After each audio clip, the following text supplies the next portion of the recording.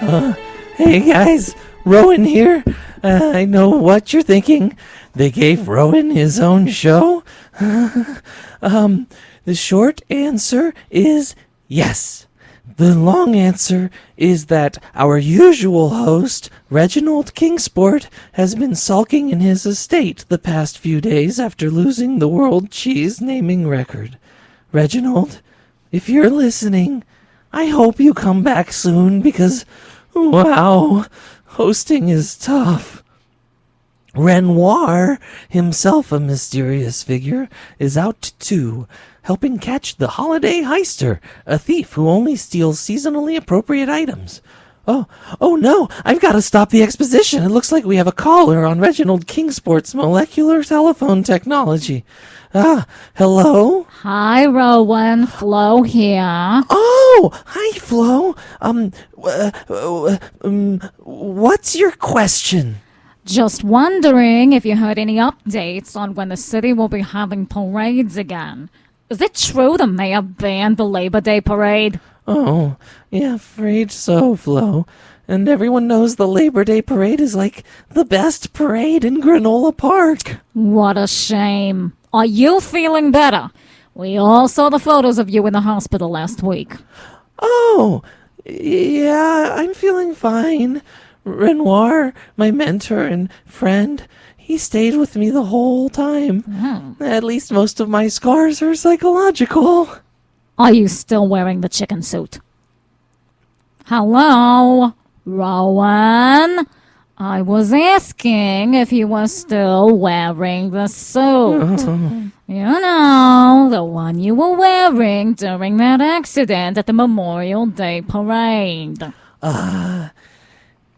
Yes? Oh, Rowan. You don't have to hide anymore under that mantle of feathers. Isn't it uncomfortable under there? Oh, the suit is super comfortable.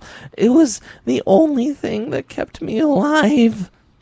I'm not coming out. No, Rowan. It wasn't the suit that kept you alive. It was your will to live. Let go of the past, Rowan. It's not healthy. But I don't wanna. Yes, you can. No! Look, after all those Vespa scooters ran over you at the parade, it must have been terrifying. It was like staring into the abyss, except it totally stared back. But you're stronger than that, Rowan. Look at you. You're hosting instrumentals all by yourself, and Reginald and Renoir aren't even there. I guess. But the suit... The suit isn't hosting the show. You are. Did you follow the Women's World Cup, Rowan?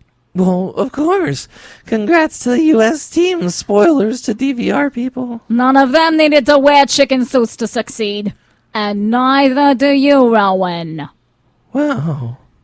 Flo, you're right. You're right. As always. You know what? I don't need this suit at all. That's the spirit, Rowan. Thanks for the pep talk, Flo. I feel really free. Glad I can help, Rowan. That U.S. women's team is totally inspirational. Hey, Jess, I'm going to set up for the next... Rowan! Sam! Rowan, why are you naked in the booth? Mm-hmm. Weren't you wearing that stupid chicken suit earlier? I see... You know what? Whatever new weird thing you're up to this time, not going to ask. I'm just glad you're back, Rowan. Oh, thanks, Sam. I really appreciate the support. Only people with pants on get to talk to me. And get that chicken suit out of here. It's stinking up the place. I guess it's back to the intern cave with me. That's our show. And I didn't burn the station down to the ground. Hey, stick around for Granola Park Radio with Jess and Sam.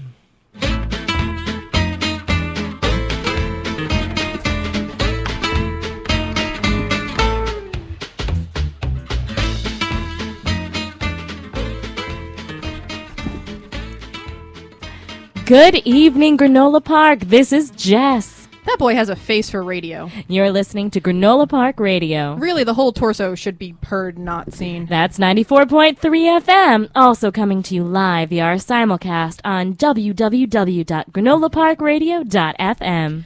Jess, I gotta ask, how are you out of jail? Didn't you streak at another parade this week? To be honest, Sam, I'm surprised too. Oh, don't give me that. You got out of jail last week. By the way, shout out to my friends in the Slammer, T-Bone, Shanks, and Chuck. You made friends in prison. Oh yeah, I joined a gang, the Backyard Butchers.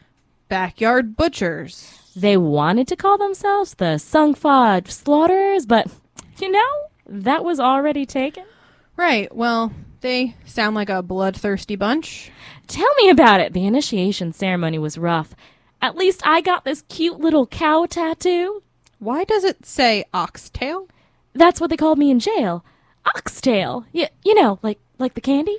Jess, I think those are called cowtails. Anyway, back to our original topic, like how you streaked or...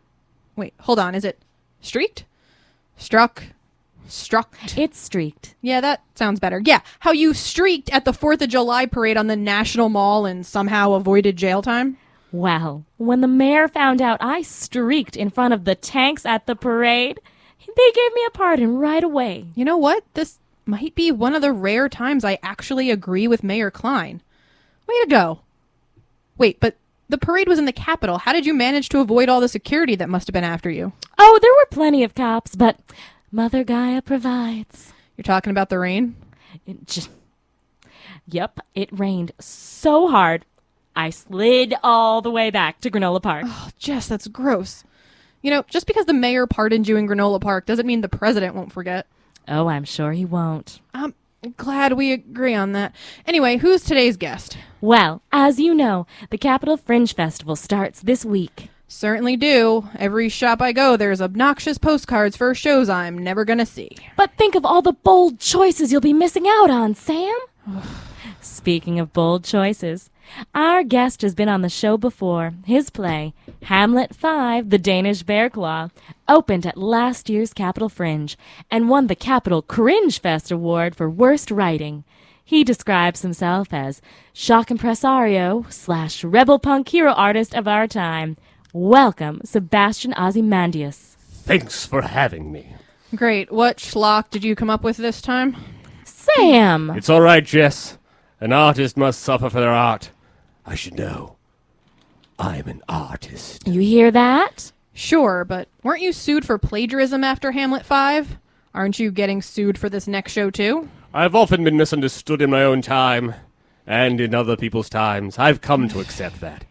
But I just can't see how those Hollywood fat cats think my latest show is plagiarized. Tell us more about it. Oh, it's timeless, really. It's set in a completely original and gritty fantasy world called Florida. We follow the story of Ed, the powerful patriarch of House Stork. The Stork's family rival, House Canister, is of course up to no good. Ooh. Wait a minute. House Stork? Canister? You're just ripping off Game of Thrones. Never heard of it. Anyway, my show is called A Song of Dice and Liars. That's completely different. So why are you being accused of plagiarism? Look, whatsoever some so-called judges in whatever so-called court of law says doesn't matter to me. I care only about the court of public opinion. Please don't do this. Too late! All these trumped-up charges are just an attempt by the courts to silence my artistic expression. I don't have to remind you I'm not in the pocket of a big theater. I'm independently funded. Congrats reaching your goal in the Go Fund Yourself campaign. Thank you, Jess.